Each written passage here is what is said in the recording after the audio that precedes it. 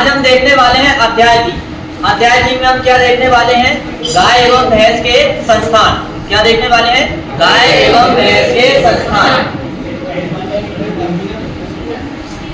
गाय एवं भैंस के प्रमुख संस्थानों का वर्णन। क्या देखने वाले हैं? गाय एवं भैंस के प्रमुख संस्थानों का वर्णन। चूंकि हमने अध्याय 2 में क्या देखे थे? गाय एवं भैंस के प्रमुख अंगों के बारे में जानकारी देखे थे कल की क्लास में। और आज की क्लास में हम बहुत महत्वपूर्ण जानकारी देखने वाले हैं। Study of main system of cow and buffalo. तो काउ गाय एवं बफेलो में जो पाचन संस्थान, श्वसन संस्थान यानी कि शरीर में जो भी कार्य करने वाले अंग, उनके बारे में हम अच्छे से आज समझने वाले हैं। तो देखिए यहाँ हम समझते हैं कौन कौन से संस्थान के बारे में हम पढ़ने वाले हैं। पाठ्यक्रम में क्या क्या दिया हमारे पास? पाचन तंत्र दिया है, प्रजनन तंत्र दिया है, श्वसन तंत्र दिया है, रक्त परिसंचरण तंत्र और कंकाल तंत्र। कहना चाहिए पूरे कितने संस्थान होते हैं?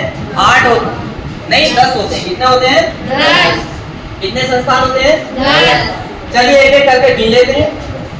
पाचन संस्थान, श्वसन संस्थान, जनन संस्थान, दुग्ध निष्कासन संस्थान, रक्त परिसंचरण संस्थान, उत्सर्जन संस्थान, कंकाल तंत्र, पेशीय तंत्र, तंत्रिका तंत्र और अंतःस्रावी तंत्र। और ये सारे जो संस्थान है ये सभी शरीर में अपने अपने कार्य एक निश्चित समय पर एक निश्चित तरीके से करते रहते नहीं। और आज हम क्या देखने वाले हैं? पाचन संस्थान और श्वसन संस्थान, और इसके बाद में देखने वाले हैं रक्त परिसंचरण संस्थान। ये 3 संस्थानों के बारे में हम पढ़ने वाले हैं। तो सबसे पहले हम क्या देखने वाले हैं? पाचन संस्थान। क्या देखने वाले हैं? अब इस पाचन संस्थान यानी कि हम देखने वाले हैं पाचन प्रणाली। क्या देखने वाले हैं? अब पाचन प्रणाली में हम देखेंगे कि पाचन संस्थान में कौन कौन से शरीर के अंग कार्य करते हैं तो और किस तरह से करते हैं। तो चलिए देखते हैं। पाचन क्रिया में भाग लेने वाले प्रमुख अंग कौन कौन से हैं? मुंह, अन्न नली, अमाशय, छोटी आंत, बड़ी आंत, अमाशय तथा अग्नाशय इत्यादि मिलकर ये सारे अंग मिलकर एक समूह बनाते हैं। और उस समूह को हम क्या कहते हैं? पाचन तंत्र कहते हैं। उस समूह को क्या कहते हैं? पाचन तंत्र कहते हैं। इन अंगों का मुख्य कार्य खाए गए भोजन को चबाकर तथा पचाकर शरीर में शोषित होने योग्य बनाना तथा बचे हुए भाग को मल के रूप में शरीर से बाहर निकालना। ये सारे काम किसके हैं? पाचन संस्थान के। अब यहाँ पर 2 कैटेगरी में बांटे गए हैं। पशुओं को 2 कैटेगरी में बांटा गया है। तो वो भी समझ लेते हैं कैसे बांटा गया है। आहार नाल की बनावट के आधार पर पालतू पशुओं को 2 श्रेणी में बांटा गया है। कितनी श्रेणी में? पहली श्रेणी हमें क्या बताती है? जुगाली करने वाले पशु। पहली श्रेणी क्या बताती है? जुगाली करने वाले पशु यानी कि रूमेंट्स का मतलब ऐसे पशु आएंगे जिनका जो पेट है वो 4 भागों में बटा रहता है। कितने भागों में? 4 भागों में। तो देखते हैं गाय, भैंस, भेड़, बकरी, ऊंट, ये सारे जो हैं पशुओं में जो अमाशय जो होता है पाचन तंत्र 4 भागों में बटा हुआ रहता है। एक बात ध्यान रखना पड़ेगा आपको, ऊंट का केवल 3 भागों में रहता है। कितने भागों में रहता है? 3 भागों में।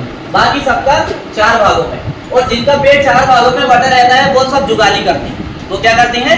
जुगाली करते हैं। अब जुगाली में करने वाले नॉन रूमिनेंट्स जैसे गधा, घोड़ा, कुत्ता, बिल्ली, सुअर आदि, ये ऐसे पशु हैं जो जुगाली नहीं करते हैं। तो ये देखिए कुछ इस तरह से पाचन।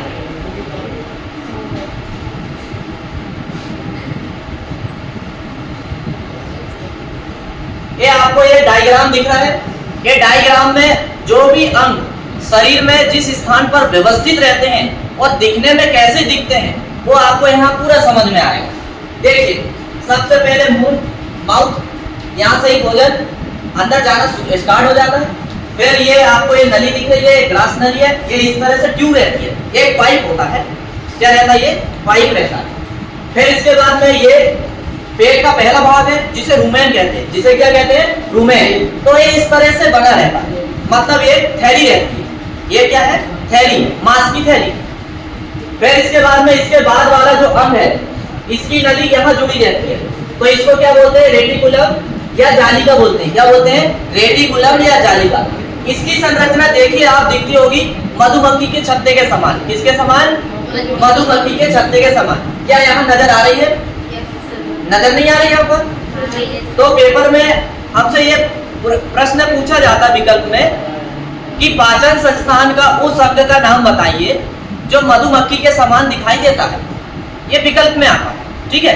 अब इसके बाद में पहला नंबर का रुमेन हो गया, दूसरा नंबर का रेटिकुलम हो गया, तीसरे नंबर का अब हम देख लेते हैं क्या है? ओमेजम। क्या है? ओमेजम। अब ओमेजम ये वाला है, कौन सा है? ये वाला। ये यहाँ ये बताना चाह रहा था लेकिन ठीक यहीं तक कर दिया इसने, तो ये वाला भाग है, कौन सा है?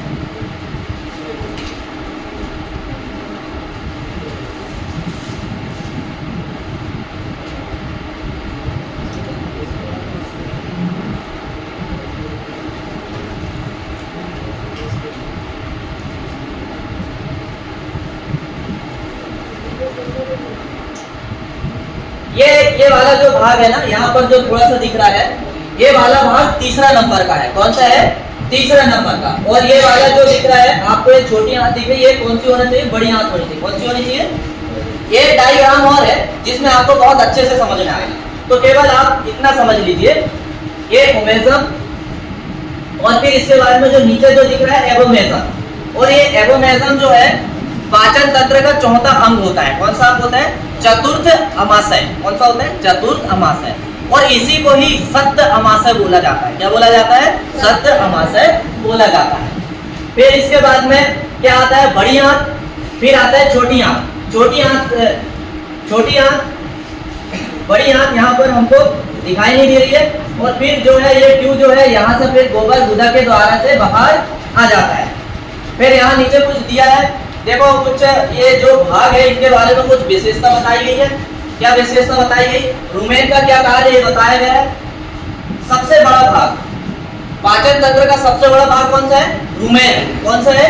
रुमेन है, जो भोजन का संग्रह व किण्वन होता है। मतलब यहाँ पर भोजन क्या है? इकट्ठा होता है।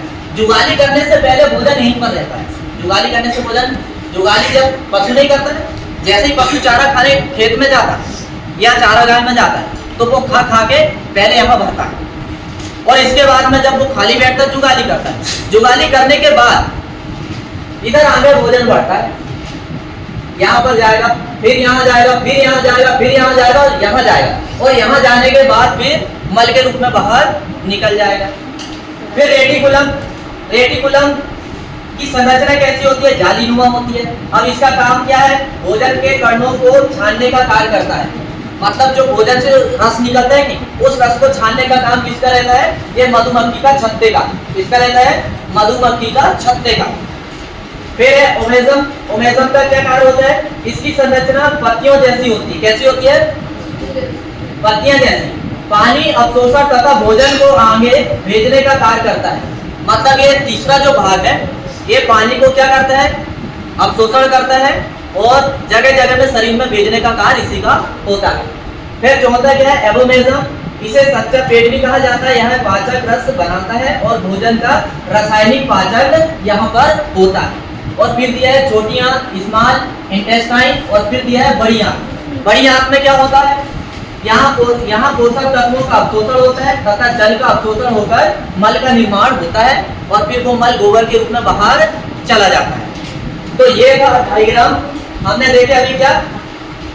गाय का पाचन तंत्र। क्या देखे? गाय का पाचन तंत्र। अब ये गाय के पाचन तंत्र के एक एक अंग देखेंगे हम कैसे दिखाई देते हैं। तो देखो मुंह तो आप सभी को पता है, तो यहाँ देखिए मुंह। मुंह का काम क्या होता है? भोजन का ग्रहण करना और उसको चबाना। फिर मुंह के बाद क्या है? ये नली, जिसे क्या बोलते हैं? ग्रास नली बोलते हैं, जो गर्दन में होती है। फिर इसके बाद में रुमेन, देखो ऐसा रहता है, ठीक। लिखा गया इसके नीचे पाचन तंत्र का सबसे बड़ा भाग कौन सा होता है? रुमेन। यह सूक्ष्म जीवों द्वारा किण्वन होता है और भोजन का पाचन प्रारंभ होता है। ये वाले भाग को नहीं देखना, ये सामने वाले को, ये तो मधुमक्खी छत्ते जैसा है, मतलब ये दूसरा वाला भाग है कि नहीं? रेटिकुलम है वो। क्या है? रेटिकुलम। फिर यहाँ देखो वही वाला भाग यहाँ बहुत अच्छे से बताया गया। रेटिकुलम ये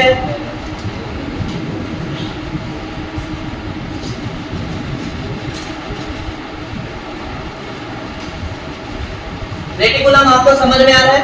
रेटिकुलम मधुमक्खी के छत्ते का समान होता है। ये प्रश्न काफी चर्चे में रहता है, एग्जाम वाले को बड़ा पसंद वाला प्रश्न है ये, ठीक है। फिर इसके बाद में इसे जाली का भी बोलते हैं। क्या बोलते हैं? जाली का जैसी संरचना होती है, जाली नुमा संरचना या भोजन के कणों को छानने और उन्हें चबाने में सहायता करता है। फिर इसके बाद में ये ओमेजम, इस तरह से इसकी संरचना होती है। फिर एबोमेजम की संरचना ऐसी होती है, छोटी आंत इस प्रकार से होती है जो लंबाई में सबसे बड़ी होती है। छोटी आंत जो है पशु के शरीर में लंबाई में सबसे बड़ी होती है, और मोटी और बड़ी आंत जो है लंबाई में छोटी आंत से छोटी होती है, लेकिन मोटाई ज्यादा होती है। मोटाई कैसी होती है? ज्यादा होती है। मेरा बोलने का मतलब सभी को समझ में आ रहा है? फिर इसके बाद में यहाँ ये बड़ी आंत, फिर ये हम आ जाते हैं भैंस का पाचन तंत्र। क्या देखेंगे? भैंस का पाचन तंत्र। जैसे हमने गाय का पाचन तंत्र देखे, इसी आधार में हम भैंस का भी थोड़ा सा देख लेते हैं, है ना। भैंस और गाय के बारे में, दोनों के बारे में समझ लेते। तो देखिए सेम वैसा ही डायग्राम है जैसा गाय का था, है ना। गाय और भैंस सेम, उनके जो अंग है सेम रहते हैं, कोई अंतर नहीं रहता, केवल किस्म का फर्क है। ये मुंह, ये ग्रास नली, एसोफेगस, और ये रुमेन जिसे पाचन का बड़ा भाग कहते हैं, रेटिकुलम या जाली का, फिर ओमेजम या फिर ये गुदा है जहाँ से गोबर बाहर आता है। फिर इसके बाद में एबोमेजम, ये जिसे सच्चा पेट कहते हैं, छोटी आंत, और ये बड़ी आंत। बड़ी आंत थोड़ा सा इनने यहाँ पर बता दिया, ठीक है। फिर यहाँ पर वही लिखा है जो हमने ऊपर देखे थे, ये क्या क्या कार्य करते हैं। अब इसके बाद में ये भैंस के पाचन तंत्र अलग अलग आपको बता दिए गए हैं। ये मुंह देखिए, दांत देखिए, ठीक है। ये मुंह में भोजन, यहाँ ये नली है जहाँ से भोजन जाता है, चारा पानी सब जाता है। और ये गैस सबसे बड़ा भाग है रुमेन। रुमेन क्या है? पाचन तंत्र का पहला भाग है कि नहीं? पहला भाग। दूसरा भाग कौन सा है? रेटिकुलम।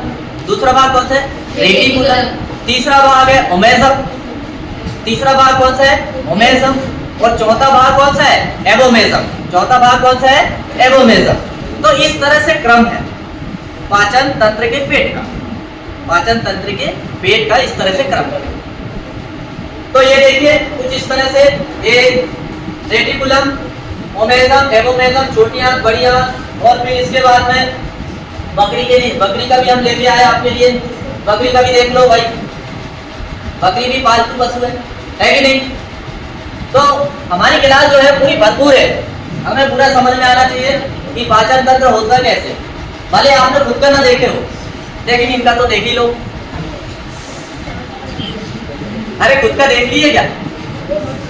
नहीं देखे ना, तो इनका तो देखा ही लो। समझ में आया? तो हम अब देखने वाले हैं बकरी का। किसका देखने वाले हैं? तो जिस तरह से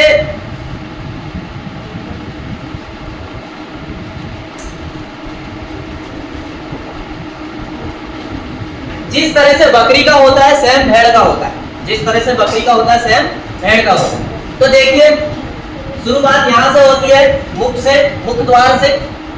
चार, ये बकरी देखिए कैसे दांत है। बकरी में दांत ऊपर भी दांत होते हैं, नीचे भी होते हैं, इस बात का ध्यान रखना। अरे होते हैं, अरे होते हैं, अच्छे से देखना। ऊपर नहीं कहते दांत, हाँ, कभी भी ध्यान रखना, समझ गए।